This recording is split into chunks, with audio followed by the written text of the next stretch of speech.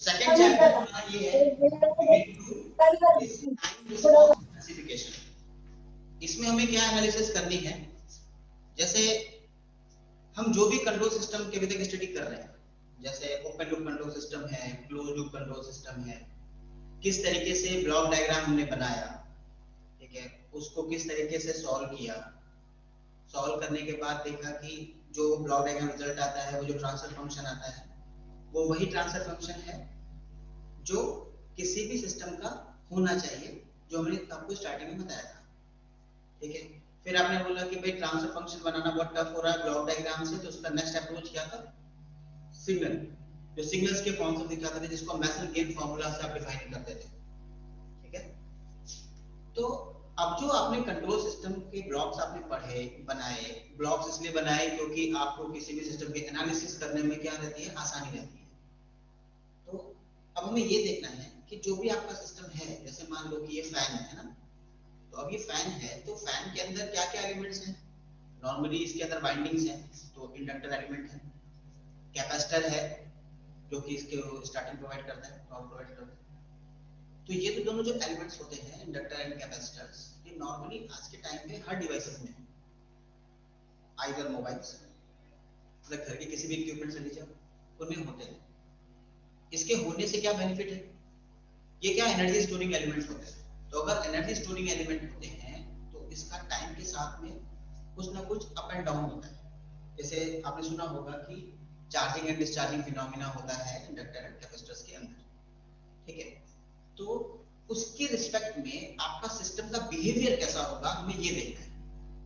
तो वही चीज हम यहाँ पे देखना चाहते हैं कि टाइम, एक टाइम ड्यूरेशन के अंदर में रिस्पांस कैसा होगा, रिस्पांस कैसा होगा किसी भी सिस्टम का, which type of system, either open loop either close loop.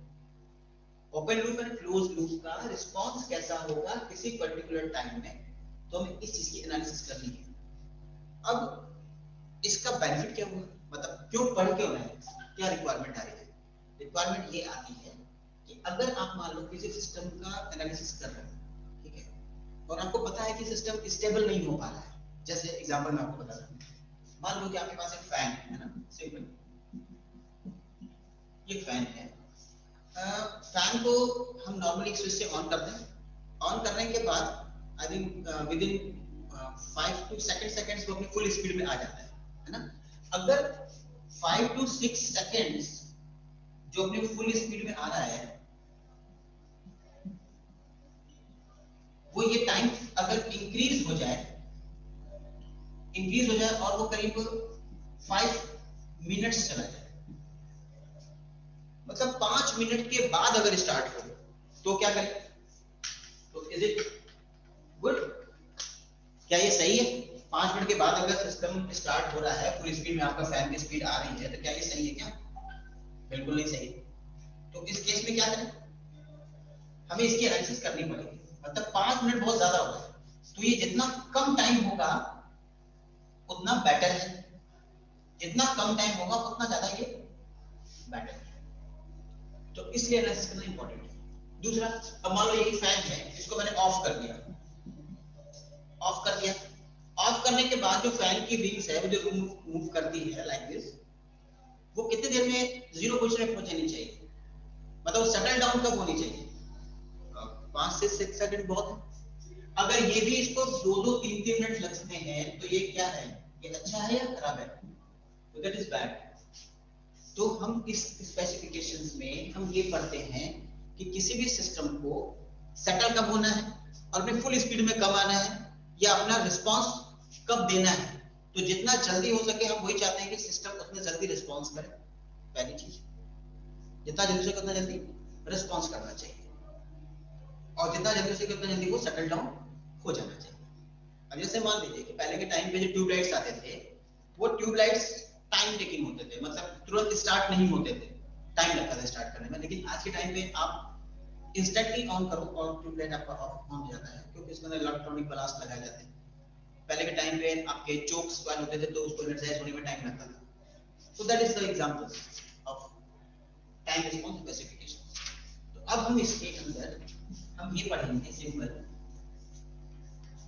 कि जो भी आपके कंट्रोल सिस्टम के एलिमेंट्स थे उनका टाइम रिस्पॉन्स स्पेसिफिकेशन कैसा होगा। ठीक है,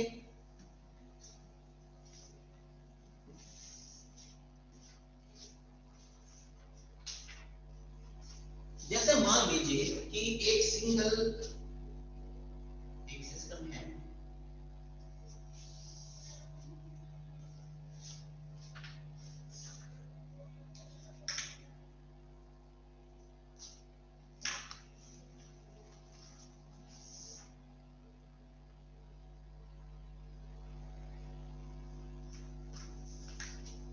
वेट कीजिए जरा।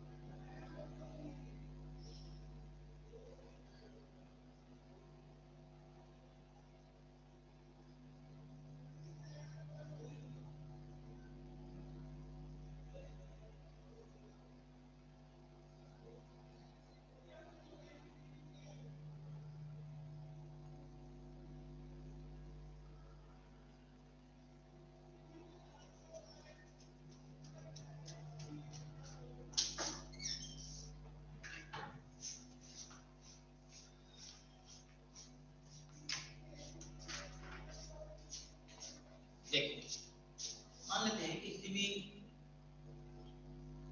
सिस्टम में आप समथिंग कुछ इनपुट देंगे, this is input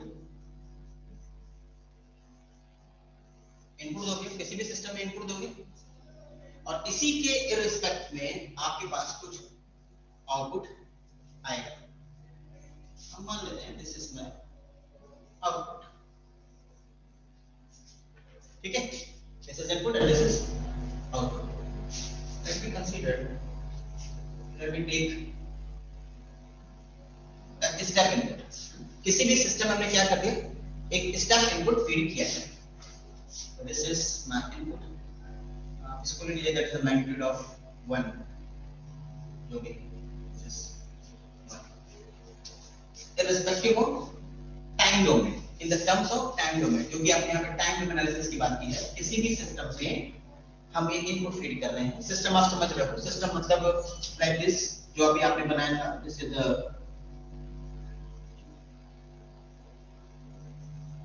RS and this is CS and this is GS, then GS is equals to CS upon RS. So that is called system. इस सिस्टम में आपने इनपुट पे क्या पैडिंग किया, सिस्टम ये input पे क्या पैडिंग किया, ये बीच में कोई एक सिस्टम होगा यहाँ पे लाइक दिस। इसमें अगर दैट इज GS, कोई सिस्टम है बीच में, दिस इज CS।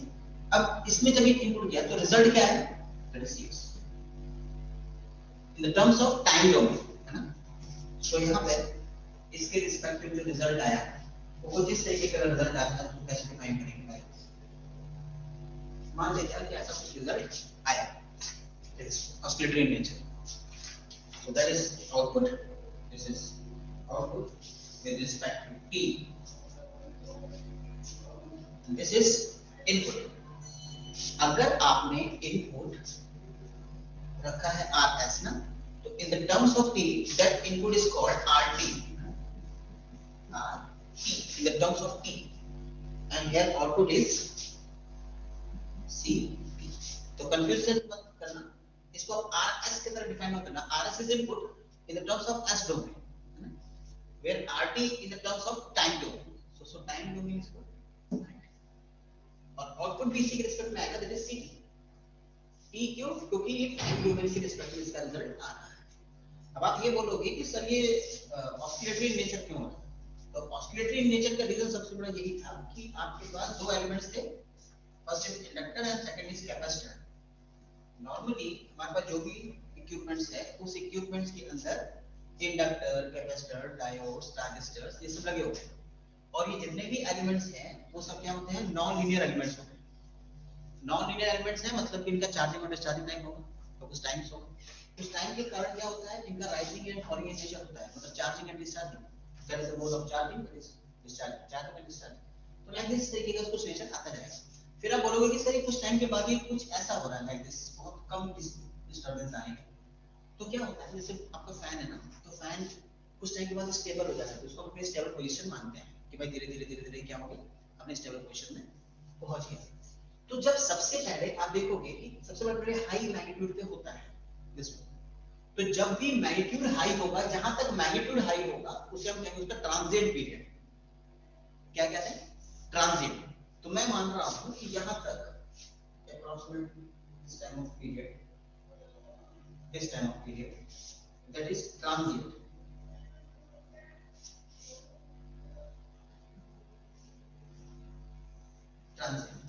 और यहाँ पे क्या हुआ? यहाँ पे लगभग ये स्टेबल होने की कोशिश कर रहा है, जिसे हम कहेंगे steady state. Steady state, steady state means कि अब ये अपने स्थिर कंडीशन में आ गया है, स्टडी कंडीशन में पहुंच गया है. और ये कैसे? ट्रांजिएंट है. What is transient? ट्रांजिएंट क्या होता है? जब भी आप सडन किसी चीज पे आप इंपैक्ट डालते हो तो उसमें क्या होते हैं? स्विंग्स आने लगते हैं, दैट इज कॉल्ड ट्रांजिएंट्स. ये ट्रांजिएंट है. अगर किसी का मैग्नीट्यूड कम होता तो ट्रांजिएंट तो वो स्टडी स्टेट कंडीशन में डायरेक्ट होती. हम हमेशा क्या चाहते हैं कि किसी भी कंट्रोल सिस्टम में या किसी भी सिस्टम में अगर इनपुट ऐसा है तो आउटपुट ऐसा होना चाहिए. यदि इनपुट ऐसा है तो आउटपुट ऐसा होना चाहिए. बिल्कुल कैसा? बिल्कुल स्ट्रेट ऐसा इनपुट दिया तो ऐसा आउटपुट आना चाहिए. लेकिन ऐसा नहीं आएगा. क्यों नहीं आएगा? क्योंकि आपके पास एलिमेंट्स क्या है? ये सब एलिमेंट्स लगे होते हैं, डायोड है, ट्रांजिस्टर्स है, ये सब लगे होंगे. अगर ये लगे होंगे तो कभी भी सिस्टम को सही से स्टेबल होने नहीं देंगे. लेकिन हमें सिस्टम को स्टेबल करना है, तो उसमें क्या होता है कि इस तरीके की परफॉर्मेंस आपको जनरेट होगी. अब इसमें भी अगर ज्यादा अप डाउन होते हैं तो इसको ट्रांजिएंट्स, और कम है तो स्टडी स्टेट. तो कोई भी सिस्टम इस तरीके से जाना चाहिए. अगर ऐसा हो रहा है तो ठीक है, अगर ऐसा नहीं हो रहा है तो गड़बड़ है, तो वो सिस्टम कभी स्टेबल नहीं हो सकता. ठीक है?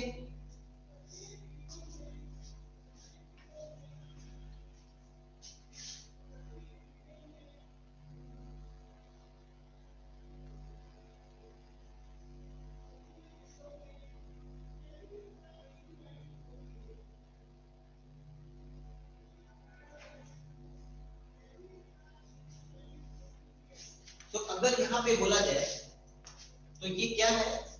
ये है आपका transient condition and steady state condition. तो इसकी डेफिनेशन हम ये डिफाइन कर सकते हैं, the time required to change from one state to another state. The time required to change from one state to another state is known as transient time. That is called transient time. Transient time. And its value of current voltage during this period is called transient response. ये क्या है? इसका response है. और ये क्या है? transient time है. That is response and this is time. So that is transient time and this is transient response.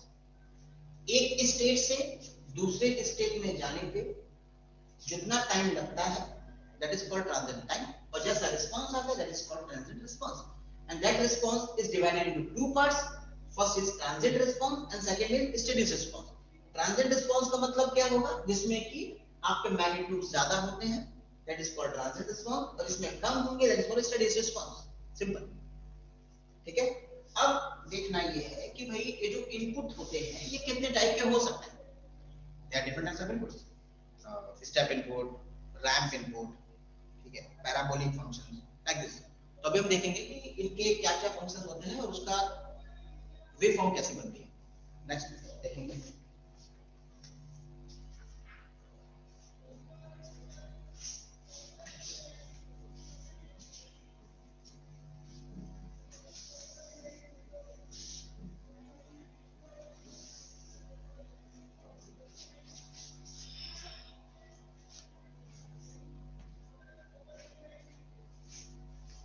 जैसे मान लीजिए कि आपके पास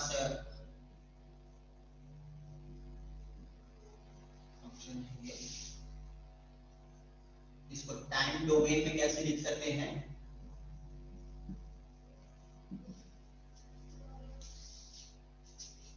एक्स डोमेन में कैसे लिखेंगे, एंड फिगर कैसा बनता है। एग्जांपल ले रहा हूं मैं आपको, जैसे फर्स्ट मैंने लिया that is the step function, step function है ना। अब स्टेप फंक्शन को टाइम डोमेन में कैसे लिख सकते हैं, अगर स्टेप फंक्शन को टाइम डोमेन में लिखा जाए तो किस तरीके से रिप्रेजेंट किया जाएगा, anyone.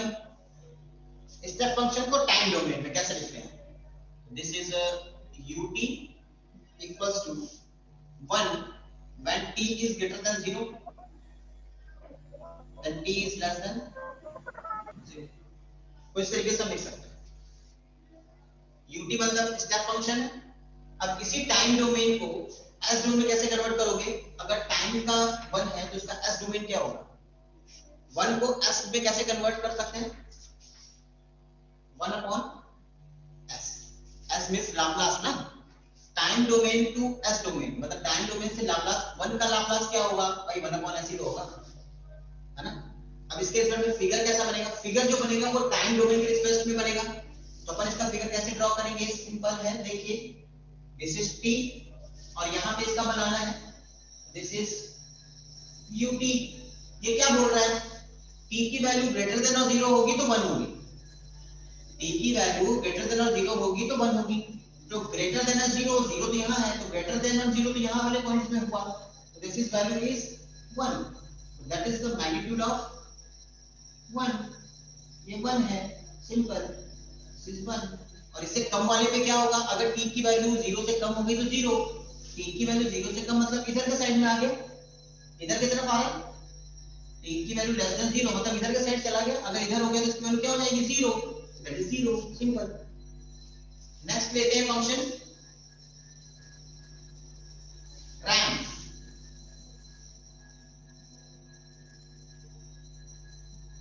Ramp function, ramp function कैसे डिफाइन करेंगे, दिस इज rt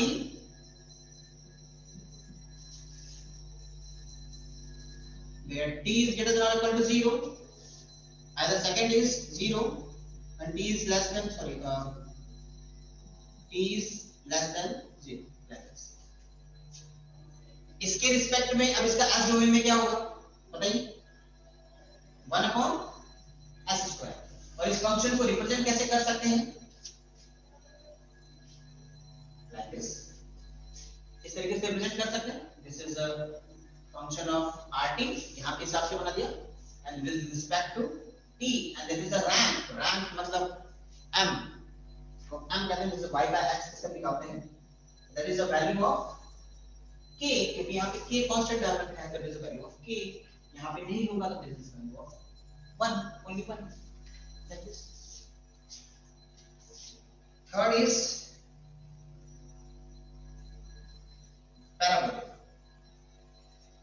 पैराबोलिक का क्या होगा, मैं इसको मान रहा हूं this is my pt, p for parabolic and this is function of kt square and t is greater than or equal to 0 and 0 for t is less than 0। तो इसके रिस्पेक्ट में इसका इक्वेशन क्या होगी, एस डोमेन में क्या होना चाहिए, 1 upon s cube और इसका फॉर्म कैसा बनेगा, पैराबोलिक इन नेचर, मतलब लाइक दिस, ऐसा parabolic in nature like this. This is of pt, the terms of p, and its magnitude is k. तो ये सब कुछ इनपुट्स हो सकते हैं, इसके अलावा भी इनपुट है, वो मैं आपको नेक्स्ट में दिखाता हूं. तो these are the what, these are inputs, मतलब किसी भी सिस्टम में इनपुट क्या होगा, कुछ भी हो सकता है. स्टेप फंक्शन हो सकता है, रैंप हो सकता है, पैराबोलिक हो सकता है, व्हाटएवर साइनसोइडल फंक्शन हो सकता है, कुछ भी हो सकता है. तो उसको सबसे पहले आपको ये पता होना चाहिए कि उसका रिस्पांस कैसा है. ठीक है, तो देयर इज इनपुट सिग्नल्स. ये जो इनपुट सिग्नल्स हैं इसके रिस्पेक्ट में आउटपुट क्या आएगा. तो पहले आपको इनपुट पता होना चाहिए, इसलिए आपको पहले पता जाना कि क्या क्या इनपुट्स हो सकते हैं.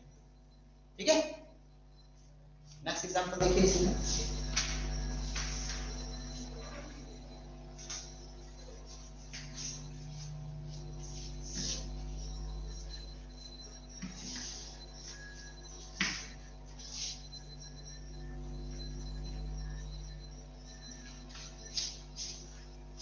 तो मान लीजिए कि नेक्स्ट आया impulse function. This is fourth number, impulse.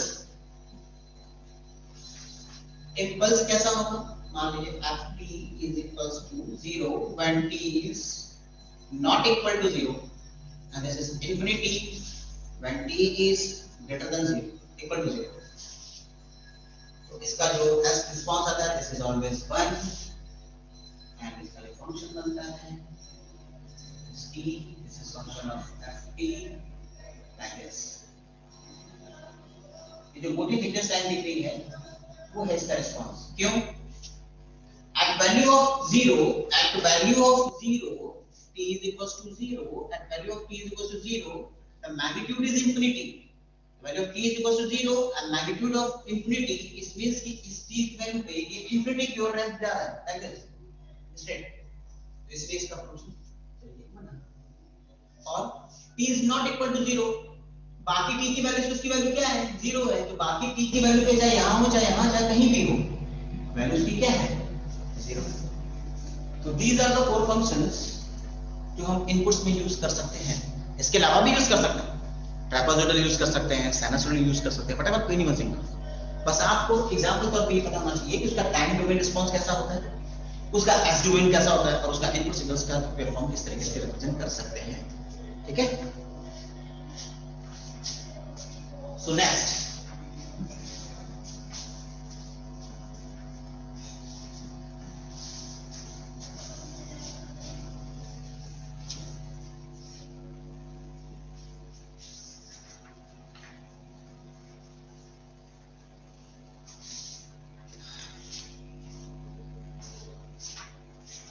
अब हम देखेंगे टाइम रिस्पांस स्पेसिफिकेशन. देखेंगे फर्स्ट ऑर्डर सिस्टम का. First order system, second order system क्या है, जो आपको पहले बता देगा. डिनोमिनेटर इज पार्ट, अगर डिनोमिनेटर के जो हाईएस्ट ऑर्डर है वो 1 है, that is first order system. 2 है तो सेकंड ऑर्डर, 3 है तो थर्ड ऑर्डर. तो अब देखेंगे कि फर्स्ट ऑर्डर सिस्टम में किस तरीके से रिस्पांस आता है. उसके लिए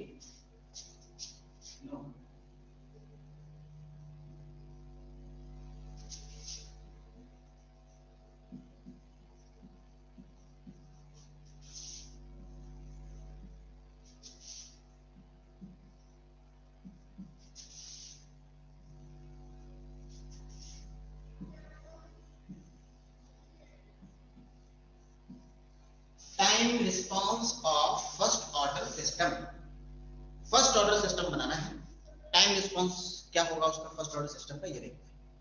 अब time response of first order system, इसका मतलब आपकी थिंकिंग लेवल अब यहाँ होनी चाहिए कि फर्स्ट ऑर्डर सिस्टम दिखता कैसा है. फर्स्ट ऑर्डर सिस्टम कैसा दिखता है, मतलब एक इनपुट होगा, एक आउटपुट होगा, और बीच का कुछ ऐसा फंक्शन होगा जो इसको फर्स्ट ऑर्डर तरह से रिप्रेजेंट कर रहा है. तो अगर मैं आपको दिखा रहा हूँ, देखना, अगर आपने ऐसा एक फंक्शन दिया 1/st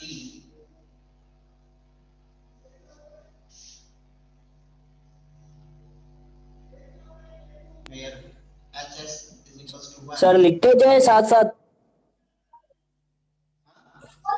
हेलो हाँ जी, सर, ऐसे बोल रहे हो साथ साथ लिखते जाए क्या? दिख रहा है बेटा साहब तो। राइट डाउन करते जाए क्या, ऐसे बोल रहा हूँ सर। नहीं, राइट डाउन मत करो, आपको नोट्स आपके मिल जाएंगे।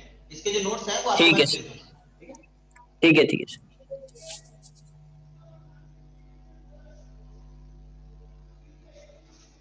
देखो अभी जैसे मैंने क्या लिया, 1/st फंक्शन ले लिया, और इसके रिस्पेक्ट में ये है आपका input is s and output is cs। अब इसका जो रिजल्ट आएगा, तो आपको मैंने जो बता रखा है किस तरीके से आप इसका रिजल्ट देख सकते हैं, मींस आउटपुट cs बनाना किस तरीके से सॉल्व करते हैं। सॉल्व करने के बाद इसका फंक्शन क्या बनेगा, cs अपॉन rs बराबर क्या होगा, cs अपॉन 1 माइनस साइन, तो यहाँ पे क्या होगा 1 plus gs hs, like this. ये आपका फंक्शन होना चाहिए।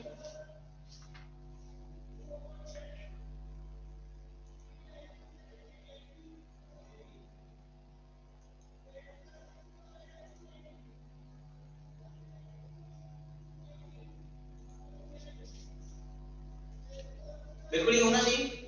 जैसे cs upon rs, cs upon rs को gs अपॉन 1 प्लस ghs होना चाहिए, और hs की वैल्यू 1 है तो इसको मैं ऐसे लिख दूं, क्लियर है? ऐसा होना चाहिए ना फंक्शन। अब इसको मैं कैसे लिख सकता हूं, gs की वैल्यू कितनी है अपने पास 1 अपॉन st, सो 1 upon st upon 1 plus 1 upon st into 1। इसको सॉल्व कर सकते हैं।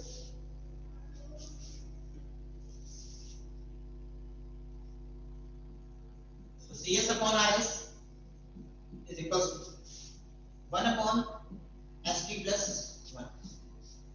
This is my final answer. cs upon rs is equals to 1 upon st plus 1. ठीक है, cs upon rs is equals to 1 upon st plus 1। तो ये क्या हो गया, this is a first order system. So अगर फर्स्ट ऑर्डर सिस्टम आपको बनाना हो तो आप क्या करोगे कि भाई आप एक फंक्शन लोगे gs में 1 upon st, क्या लोगे 1 upon st, और उसे क्लोज लूप कर दो। तो गेट में पूछते हैं कि अगर फर्स्ट ऑर्डर सिस्टम बनाना हो तो आप किस एलिमेंट का यूज करोगे, तो एनीवन गेस किस एलिमेंट का यूज कर सकते हैं। 1 upon st, ये कौन सा एलिमेंट होगा जो कि आपको 1 upon s रिस्पांस देता है। 1 upon s रिस्पांस किसका आता है, किस एलिमेंट का आता स्टेप है। फंक्शन, स्टेप फंक्शन, कौन सा स्टेप फंक्शन, स्टेप फंक्शन। नहीं नहीं, मैं फंक्शन नहीं पूछ रहा हूं, एलिमेंट, किस एलिमेंट, कौन सा ऐसा एलिमेंट होगा जिसका रिस्पांस 1 upon s आता है, एनीवन। एलिमेंट मतलब जैसे inductor, capacitor, resistance, diode.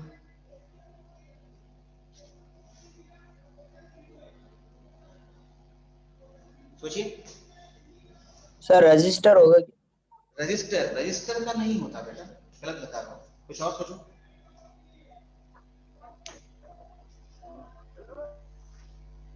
1 upon s, 1 upon s किसका रिस्पांस होता है,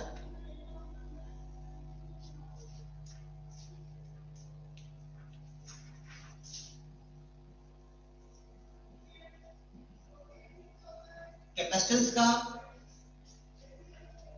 लाप्लास क्या होता है, हाँ सर, सही है, सही। 1 अपॉन sc ना, 1 अपॉन sc होता है, यही होता है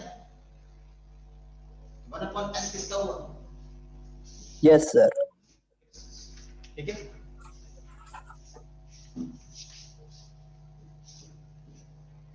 तो इट मींस कि अगर आपको फर्स्ट ऑर्डर सिस्टम बनाना है तो आपको कौन सा एलिमेंट यूज करना पड़ेगा, 1 अपॉन, मतलब कैपेसिटर, एक कैपेसिटर एलिमेंट आपको यूज करना पड़ेगा। तो गेट में इस तरह के क्वेश्चंस आते हैं। अब चलो यहां तक काम हो गया, फर्स्ट ऑर्डर सिस्टम आपने बना दिया, तो फर्स्ट ऑर्डर कैसे पता चल रहा है, s एस की हाईएस्ट पावर क्या है 1, तो this is first order system. ठीक है, अब हमें क्या करना था भाई, ये काम हमारा काम नहीं था, हमें तो ये चेक करना था कि इसका रिस्पांस कैसा आएगा भाई, रिस्पांस कैसा आएगा मतलब इसका आउटपुट चेक करना है ना, इनपुट देंगे और आउटपुट चेक करेंगे। तो इस फंक्शन में this is input and this is output, तो अगर मैं अपना इनपुट चेंज करूं और इसका रिस्पांस देखना चाहूं तो मैं देख सकता हूं कैसे, देखिए ऐसे।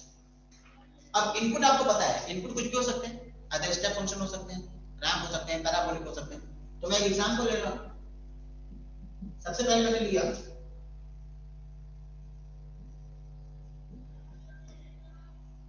For step input.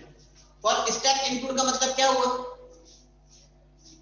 Step function, step function का रिस्पांस क्या था, आरटी की वैल्यू क्या थी 1, ओके।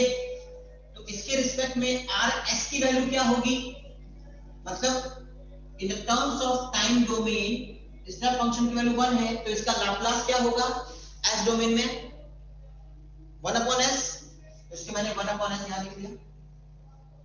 ये क्लियर है, अभी आपको बताया थोड़ी देर पहले। अब इस फंक्शन में सी एस इक्वल टू, इस फंक्शन को मैं क्या लिख सकता हूं, R S upon S T plus 1, सही है। अब इस आर एस की वैल्यू किससे मैं रिप्रेजेंट करता हूं, this is 1 upon S, total is S T plus 1।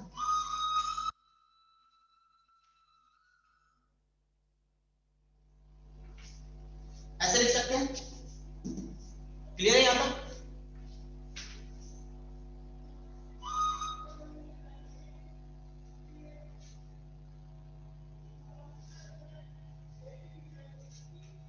ये क्लियर है, तो क्या इसको मैं ऐसे लिख सकता हूं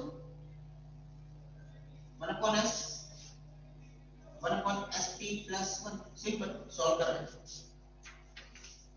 देन अब इसका मैं करूंगा पार्शियल, पार्शियल करते ही ये किस तरीके से दिखेगा, 1 upon S minus T upon 1 plus S T. ये कब आया, इसका हमने क्या कर दिया यहाँ पे पार्शियल, ये कब हुआ आफ्टर पार्शियल। अब पार्शियल आप लोग को आता है, आप लोगों ने मैथमेटिक्स में पढ़ रखा है। अब इससे क्या हुआ देखो,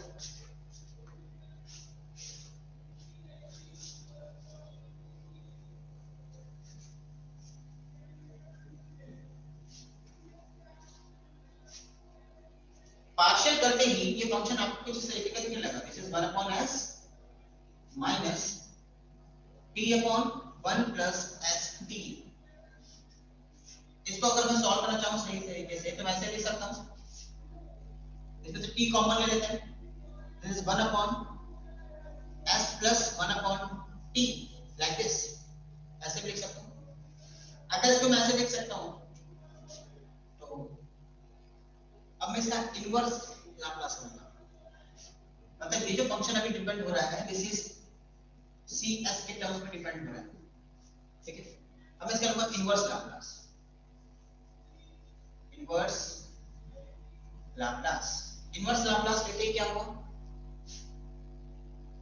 S डोमेन किस में कन्वर्ट हो जाएगा, T डोमेन में, S to T, this is C T is equals to 1 upon S, 1 upon S का इनवर्स लाप्लास लेना है, इनवर्स लाप्लास 1 अपॉन S का क्या होगा 1 minus S plus T, 1 upon T है तो 1 अपॉन S प्लस A, तो 1 अपॉन ये दैट्स A है ना, ये A है, तो 1 अपॉन S प्लस A किसका 1 होता अपॉन है, टी e की पावर माइनस 1 अपॉन माइनस 18 होता है, yes sir, minus 1 upon T minus T by small T, capital T, सही है, यस सर। ओके। तो this is the function of, ये किसका फंक्शन हो गया in the terms of T. अब आपको ये समझना है कि भाई आपने जो फंक्शन लिया था ये आपका रिजल्ट हो गया फाइनल। अब आपको ये डिपेंड करना है कि आपने किया क्या। आप देखो, आपने फर्स्ट ऑर्डर सिस्टम था आपके पास, फर्स्ट ऑर्डर सिस्टम क्या था 1 अपॉन एस टी प्लस 1, उसमें इनपुट दिया था आपने आर एस और आउटपुट था आपका सी एस। लेकिन मैंने आपको शुरुआत में बताया था कि किसी भी सिस्टम में